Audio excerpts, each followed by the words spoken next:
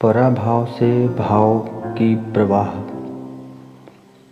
मानव मस्तिष्क इतना सहनशील है, इतना कोमल है, इतना धैर्यवान है कि उसमें कुछ भी समाहित हो सकता है। मन की दो अवस्थाएं, चेतन मन और अवचेतन मन, मस्तिष्क पर गहरा प्रभाव डालती है। पराभव अर्थात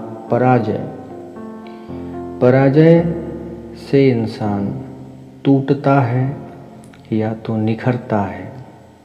लेकिन खास बात पता है क्या है कि विवेकी पुरुष कभी भी इन चीज़ों के बंधन में नहीं बंधता। उसे हमेशा अपना लक्ष्य दिखाई देता है और उसे साधने की प्रवृत्ति खुद के अंदर पैदा करता है। विचार दुनिया में कई हैं, कई प्रकार के हो सकते हैं, किंतु विवेकी पुरुष उन सारे विचारों को दरकिनार करते हुए अपने विवेक अनुसार निर्णय लेता है।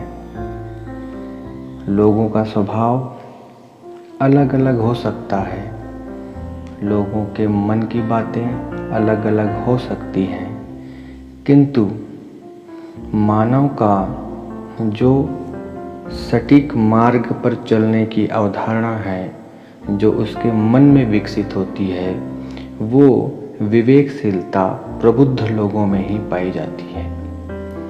पराभव जिसे तोड़ता है वो थम सा जाता है, क्योंकि कभी कभी कुछ युद्ध आंतरिक मन में भी होते हैं।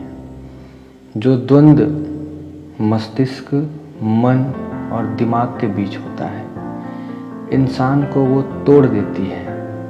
अंतर मन में बहुत ही ज़्यादा द्वंद्व होने के कारण विवेक क्षीण होने लगता है।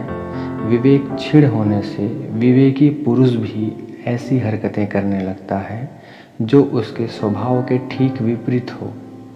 उसे ये आभास भी नहीं होगा कि उसने ऐसा कार्य या कृत्य कर दिया है जिसे एक सभ्य समाज स्वीकार नहीं कर सकता। इसीलिए आंतरिक द्वंद्व से बचने के लिए जरूरी है मौन की कल्पना शक्ति को पहचानना।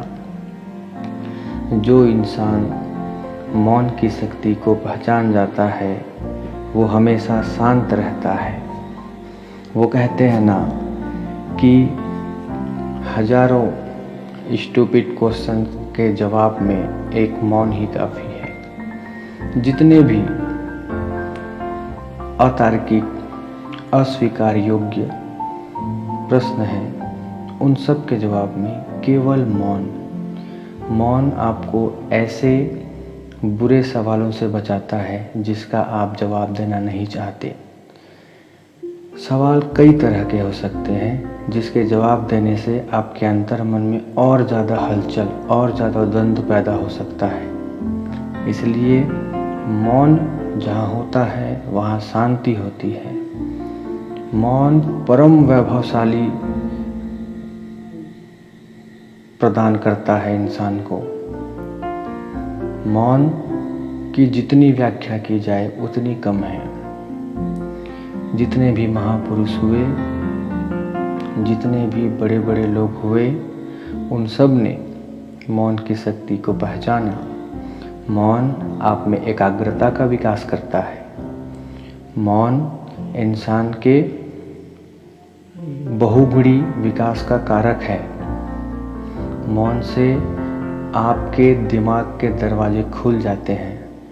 आप शांत तरीके से किसी भी विषय में सूक्ष्मता से जांच कर सकते हैं। मौन इतना ज़्यादा प्रभावशाली है कि आप अपने एक स्थान पर बैठे हुए किसी भी चीज़ का विश्लेषण औरों से लाख गुना बेहतर कर सकते हैं। ये फर्क नहीं पड़ता कि आप शिक्षित हैं या अशिक्षित। आपका विवेक आपका अनुभव आपको बताएगा कि आप किसी चीज़ का विश्लेषण किस स्तर तक कर सकते हैं।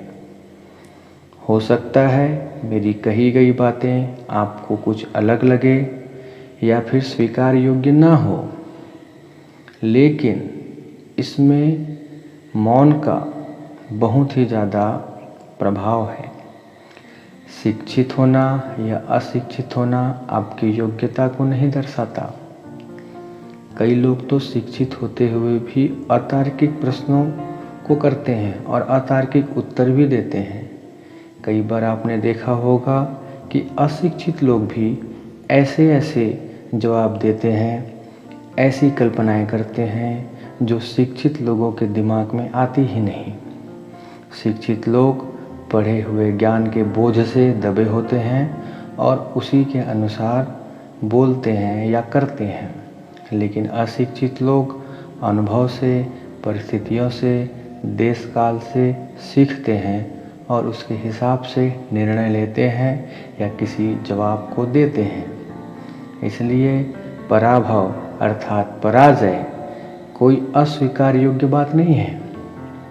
स्वीकार कीजिए पराजय को भी, सहर्ष स्वीकार कीजिए मौन की शक्ति के साथ। मौन जहाँ होता है वहाँ सारी चीज़ों को आप सहर्ष स्वीकार कर सकते हैं। मान अपमान ये कोई चीज़ें मायने नहीं रखता अगर आपके पास मौन की कल्पना शक्ति है। मौन परम वैभव का कारक है। मौन की जितनी ज़्यादा गुणगान की जाए उतनी कम है। मौन परम से परम वैभवशाली है।